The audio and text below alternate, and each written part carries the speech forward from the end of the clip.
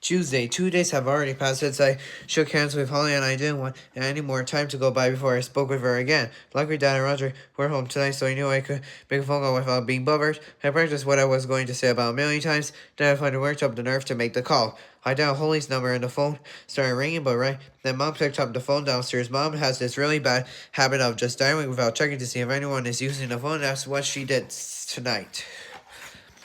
I tried to stop her, but it was no use. Beep, boop, beep. Mom. Boop, beep, beep, Mom.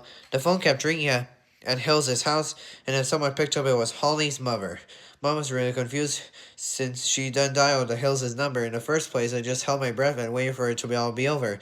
Hello, hello, who's this? It took Mom and Mrs. Hills a minute to figure out who was on the other end of the line, but once they said, they just started chatting like nothing strange had happened at all. They got into a long conversation about the PTA and the fundraising committee and stuff like that. I couldn't really hang up because then Mom would hear the click and know someone was on the other end. Eventually, the conversation between Mom and Mrs. Hills turned to me. Called his brother a ploopy. At that point, I just put the phone down and went to bed. Figured out a phone call between me and Holly isn't meant to be, so I'm officially giving up. Friday. Today at school, I overheard Holly tell a couple of her friends that she was going to meet them at the roller skating rink tonight, and a light bulb went over my head. After school, I asked Mom if she'd take me to the roller around tonight, and she said yes, I have to get a ride home, so someone else's parents, so I invited Rolly along.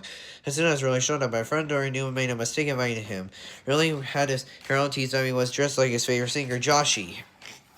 All I think Rollies might have even been wearing sparkly lip gloss, but I can't say for sure. I couldn't stop to worry about the way Rolly looked, so because I had my own problems earlier and I had lost one of my contact lenses, so that meant I had to wear my backup glasses. The lenses on those things are about 3 inches thick and they look ridiculous. If I'm not wearing my contact lenses or my glasses, I'm as blind as a bat. I guess I should just feel lucky that I wasn't alive during caveman times because I wouldn't have been able to hunt or do anything useful. I'm sure my tribe mates would have ditched me the first chance they got. Is this where you guys saw that albino woolly mammoth? Blink, blink, zow, zow, zip. The end.